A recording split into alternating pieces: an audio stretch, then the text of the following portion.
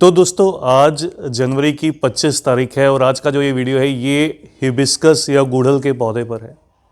ये जो आप देख रहे हैं ये मेरा हाइब्रिड हिबिस्कस की वैरायटी है। इसमें आप देखेंगे इस समय पर भी सर्दी का मौसम है, जनवरी का मौसम है। हालांकि हमारे यहाँ पर बहुत दिन से जो प्रॉपर सनलाइट है वो नहीं निकली, उसके बावजूद भी आप नोटिस कीजिएगा कि यहाँ पर बहुत अच्छे से जो फ्लावरिंग है वो चल रही है सर्दी के मौसम में भी, और बहुत सी ब्रांचेस पर आपको जो कलियाँ हैं वो भी नज़र आएंगी। बहुत से आप दोस्तों के कमेंट्स रहते हैं कि हमारे जो हाइब्रिड हिबिस्कस के जो पौधे रहते हैं ये या तो खिलते नहीं हैं, इन पर जो कलियां हैं वो डेवलप ही नहीं होती, या फिर दूसरी बात रहती है कि कलियां डेवलप तो बहुत होती हैं लेकिन कलियां खिल नहीं पाती, खिलने से पहले ही गिरने लगती हैं। तो आज का जो ये वीडियो है ये शायद थोड़ा सा आपको लंबा लगे, लेकिन आज के इस वीडियो में आपको स्टेप बाय स्टेप सारा प्रॉपर जो शुरू से लेकर जो बेसिक से लेकर पूरी जो कंप्लीट इन्फॉर्मेशन है वो आपके साथ शेयर करूंगा और इस पौधे के बारे में सारी जानकारी आपको दूंगा। तो वीडियो को स्किप मत कीजिएगा। वीडियो को स्किप करने से हो सकता है आपके पास से कुछ जो इंपॉर्टेंट इन्फॉर्मेशन है वो छूट जाए। पौधे की जो बेसिक नेसेसिटी रहती है वो रहती है सॉइल। अगर आपके प्लांट में सॉइल अच्छी रहेगी तब जो आपका प्लांट है वो अच्छे से डेवलप भी करेगा। तो सबसे ज़रूरी काम रहता है मिट्टी को तैयार करना। इन पौधों को खास तौर पर जो भी ये फ्लावरिंग प्लांट्स रहते हैं इनके अंदर जो मिट्टी है वो पोरस रहनी चाहिए। पोरस का मतलब जो वेल ड्रेन्ड मिट्टी हो, ऑर्गेनिक मैटर से रिच हो, ऐसा मैटर इसके अंदर यूज़ कीजिएगा जिसमें थोड़ा सा ऑर्गेनिक जो कंपोस्ट है या खाद है उसका जो यूज़ है वो ज़्यादा किया हो। दूसरा, मिट्टी में अगर पोरोसिटी होगी, अच्छे जो वेल ड्रेन्ड सॉइल होगी तो इसकी जो रूट्स हैं वो अच्छे से डेवलप करेंगी। रूट्स में ऑक्सीजन की जो फ्लो है वो ज़रूरी रहता है। ऑक्सीजन के फ्लो को अच्छा करने के लिए मिट्टी ऊपर से आपकी जुड़ी हुई ना रहे, तो प्लांट की आप हर 10 से 15 दिन में एक बार गुड़ाई ज़रूर कीजिएगा। इस तरह से हल्के या थोड़ी सी गहरी गुड़ाई, जैसे 1 से 2 इंच गहरी गुड़ाई। ऐसा करके आप इसकी जो ऊपर की साइड में जो रूट्स रहती हैं, ये देखिए जो ये छोटी छोटी आपको रूट्स नज़र आएंगी, ये सभी रूट्स को ऊपर की साइड से आप तोड़ दीजिए। इससे क्या होगा, प्लांट जो है वो नई रूट्स को डेवलप करेगा और नई रूट्स को डेवलप करने पर नई ग्रोथ भी करेगा। दूसरी बात, जब भी आप इसकी मिट्टी तैयार कीजिए तो मिट्टी तैयार करते समय इसके अंदर थोड़ी सी सरसों खली, और कह सकता हूँ कि सरसों खली की 1 से 2 चम्मच जो क्वांटिटी रहती है वो सॉइल के अंदर जो है वो ड्राई फॉर्म में, पाउडर फॉर्म में ऐड कर लीजिए। साथ में थोड़ी सी नीम की खली। नीम खली कीड़ों को दूर रखती है और पौधे को अच्छे से ग्रोथ देती है, और कुछ हद तक कह सकता हूँ कि फंगस की प्रॉब्लम को भी क्रिएट नहीं होने देती। तो नीम खली का भी बहुत इंपॉर्टेंट रोल है अच्छी ओवरऑल ग्रोथ के लिए और अच्छी फ्लावरिंग के लिए। तीसरी जो चीज़ है सॉइल मिक्स के अंदर वो ज़रूरी रहती है, आप इसके अंदर लगभग 25% तक जो है वो खाद का इस्तेमाल कीजिए। अब खाद के तौर पर या तो आप कह सकता हूँ कि काऊ डंग, जो गोबर की सड़ी हुई खाद रहती है वो इस्तेमाल कीजिए। अगर आपके पास ना हो तो नर्सरीज पर ईजिली अवेलेबल रहती है वर्मी कंपोस्ट, जिसको केंचुआ खाद बोलते हैं। तो वो सभी गुणों से भरपूर रहती है, उसके अंदर सभी तरह के माइक्रो और मैक्रो न्यूट्रिएंट्स रहते हैं, तो उसका आप इस्तेमाल कीजिए। उसका लगभग 25% जो है वो मिट्टी के अंदर इस्तेमाल कीजिए। उससे मिट्टी जो है वो पोरस बनेगी, सॉफ्ट बनेगी और पौधे जो हैं वो अच्छे से ग्रो करेंगे। तो इन 3 चीज़ों का पहले आपको ख्याल करना है।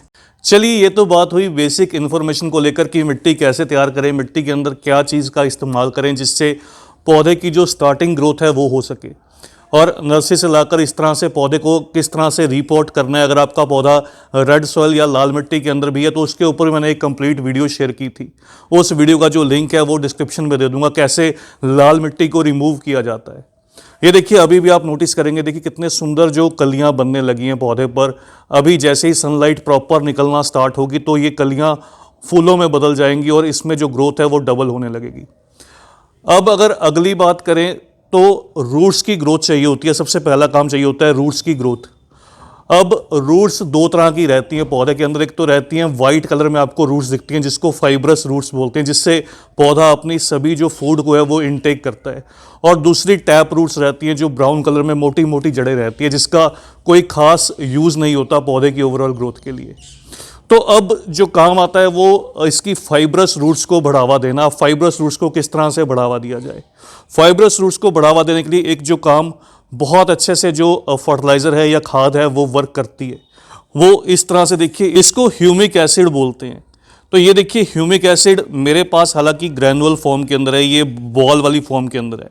ह्यूमिक एसिड का जो रोल रहता है ये वाइट रूट्स को जो है वो ग्रोथ की, जो वाइट रूट्स की जो ग्रोथ है उसकी डेवलपमेंट में हेल्प करता है।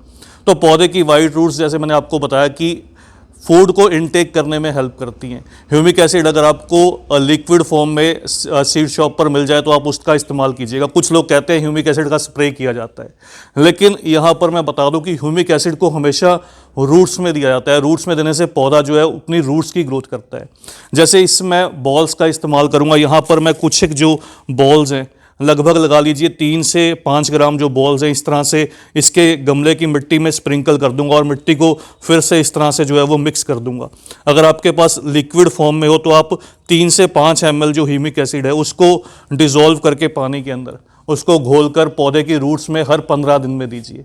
उससे आप खुद ब खुद नोटिस कीजिएगा, चाहे आपका इस तरह से ये हिबिस्कस का प्लांट रहे या फिर कोई भी और पौधा रहे, सभी पौधों की आपको जो ग्रोथ है वो अच्छी दिखाई देगी। जब रूट्स प्रॉपर ग्रोथ करती है ना, तो पौधा बहुत खुश रहता है और ऊपर की साइड से अच्छे से ग्रो करता है।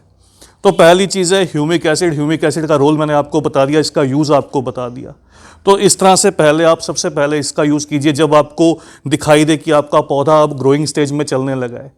फिर इसके अंदर दूसरी जो चीज़ अच्छी रहती है यूज़ करनी, इस तरह से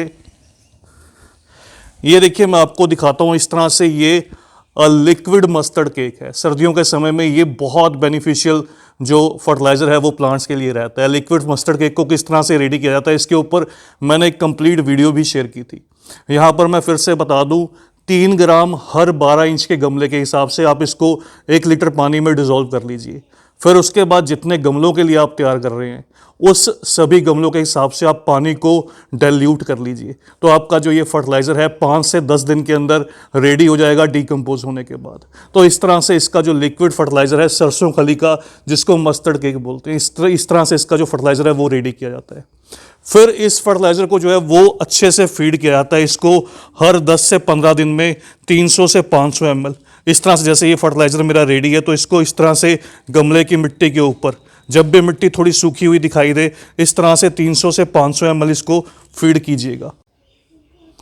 अब अगली अगर बात करें, जब पौधा ग्रोथ कर जाए इस तरह से आप उसको लिक्विड फर्टिलाइज़र भी फीड करना शुरू कर दें। यहाँ पर एक बात का जो और ख्याल करना है आपने, सर्दी के मौसम में जैसे ये हाइब्रिड वाली वैरायटी रहती है, इसको पूरी धूप, और जब गर्मी का मौसम आए तो half day sunlight, semi shade देना है। ये चीज़ का साथ में ज़रूर ख्याल रखना है। अगर बिल्कुल धूप नहीं रहेगी तो पौधे ज़्यादा अच्छे से ग्रोथ नहीं कर पाएंगे। अब अगली बात आती है, इन पौधों में क्या प्रॉब्लम आती है। कई बार इन पौधों में बर्ड्स तो डेवलप होती हैं लेकिन गिरने लगती हैं। अगली जो प्रॉब्लम आती है वो आती है इनमें बहुत ज़्यादा मिली बग का या एफिड्स का अटैक होता है, इंसेक्ट या पेस्ट का अटैक कह सकता हूँ। तो उसके लिए जैसे हमने रूट्स के अंदर इसके जब मिट्टी तैयार की थी तब नीम खली का इस्तेमाल किया था 1 से 2 चम्मच। तो उसी तरह से जब पौधा थोड़ा सा मैच्योर होने लगे, बड़ा होने लगे या नई ग्रोथ आपको शो करे, तब आप इसके अंदर इस तरह से जो नीम ऑयल है, नीम ऑयल ईजिली जो है वो सीड शॉप पर अवेलेबल रहता है। नीम ऑयल का आप इस्तेमाल कीजिए। इसका हर 5 से 7 दिन में स्प्रे कीजिए। कुछ नीम ऑयल जो रहते हैं वो डायरेक्ट यूजेबल रहते हैं, उनको डायरेक्ट आप जो है वो पानी के अंदर डिज़ोल्व कर सकते हैं। जैसे ये डॉक्टर नीम का मैंने पहले भी आपके साथ शेयर किया था, इफ़को का। कुछ नीम ऑयल रहते हैं जिसके साथ में आपको थोड़ा सा सोप ऐड करना पड़ेगा। लगभग 1 ml जो सोप है, लिक्विड हैंड वॉश जो रहता है, उसको साथ में मिक्स करना पड़ेगा ताकि नीम ऑयल जो है वो पत्तियों पर अच्छे से चिपक पाए। अगर आप इस तरह से नीम ऑयल का इस्तेमाल नहीं करते तो कोई अच्छा आप जो ब्रॉड स्पेक्ट्रम इस तरह से सिस्टेमिक जो इंसेक्टिसाइड रहता है आप उसका इस्तेमाल कर सकते हैं। इसका स्प्रे भी आप 15 दिन में एक बार कीजिए, तो आपको जो रिजल्ट है, आपका पौधा बिल्कुल इंसेक्ट पेस्ट फ्री रहेगा और अच्छे से ग्रोथ करेगा। तो ये तो बेसिक जो चीज़ें हैं प्लांट की अच्छी ग्रोथ के लिए ज़रूरी रहती हैं। अब लास्ट में अगर बात करें, फिर भी अगर कलियाँ गिरती हैं तो क्या किया जाए। लगातार कलियाँ गिरने का मतलब रहता है कि पौधा किसी तरह की स्ट्रेस में है, उसके बहुत से रीज़न रह सकते हैं। तो एक मैंने वीडियो हालांकि शेयर भी किया था कुछ एक रीजंस को लेकर, किस रीज़न से जो पौधे की कलियाँ जो हैं वो गिरती रहती हैं। एक उनमें से रीज़न रह सकता है कि पौधे में कैल्शियम की डेफिशिएंसी होने पर भी पौधा अपनी जो कलियाँ हैं जो गिरने लगता है, उसकी जो कलियाँ हैं वो गिरने लगती हैं। तो कैल्शियम को किस तरह से पूरा किया जाए। कैल्शियम के लिए वुड ऐश, जो लकड़ी का जो राख रहती है घर में बहुत आसानी के साथ उपलब्ध रहती है, वुड ऐश का 1 छोटा चम्मच जो आप हर महीने में एक बार अपने पौधे की मिट्टी के अंदर जो है वो अप्लाई कर दीजिए। उससे पौधे को कैल्शियम मिलेगा, साथ के साथ पोटेशियम भी मिलेगा। और लास्ट में जब बात करें कलियां बनने लगे, उस समय एक जो और काम करना पड़ता है, पौधे में माइक्रो न्यूट्रिएंट देना। माइक्रोन्यूट्रेंट के तौर पर कोई भी अच्छा जो माइक्रोन्यूट्रेंट जैसे सीवीड रहता है, सीवीड मैंने बहुत बार शेयर भी किया आपके साथ, उसको आप फीड कर सकते हैं, बायो20 को फीड कर सकते हैं या फिर मैग्नीशियम सल्फेट को फीड कर सकते हैं। और साथ में थोड़ी सी पोटाश के तौर पर ऑर्गेनिक भी पोटाश आती है और इनऑर्गेनिक भी आती है, आपकी चॉइस है आप कौन सी पोटाश का इस्तेमाल करना चाहते हैं। ऑर्गेनिक के तौर पर बनाना पील बहुत अच्छा एक विकल्प है पोटाश के लिए। बनाना पील घर में अवेलेबल रहते हैं, उसको ड्राई करके उसको सुखाकर मिट्टी के अंदर दबा दीजिए। अगर इनऑर्गेनिक का इस्तेमाल करना चाहते हैं तो NPK 0050 आसानी से सीड शॉप पर अवेलेबल रहती है, उसका स्प्रे कीजिएगा 2 ग्राम 1 लीटर पानी में डिज़ोल्व करके हर 10 से 15 दिन में। तो बस ये बेसिक से लेकर पूरी अच्छी ग्रोथ तक, अच्छी फ्लावरिंग लेने का जो सिस्टम रहता है इस खास तौर पर हिबिस्कस के पौधे में। तो अगर आपने वीडियो को स्किप नहीं किया और पूरा वीडियो देखा तो आपके लिए ये जो इन्फॉर्मेशन है वो हेल्पफुल रहेगी। इसके अलावा इस पौधे को एसिडिक सॉइल चाहिए होती है, तो उसके लिए कभी कभार इसके अंदर 1 चम्मच घर की जो वेस्ट जो यूज चाय की पत्ती रहती है ना, उसको आप इसके अंदर डाल दीजिए। उसको धोकर सुखाकर इसके अंदर महीने में या 15 दिन में एक बार इसके अंदर डाल दीजिए, तो आपका पौधा बहुत अच्छे से ग्रोथ करेगा, अच्छे फूल देगा, अच्छी इसकी जो डेवलपमेंट है आपको नज़र आएगी। तो बस दोस्तों आज की इस वीडियो में इतना ही। जल्द ही मिलते हैं किसी और नए टॉपिक के साथ, किसी और नई वीडियो के साथ। तब तक के लिए bye, happy gardening, take care.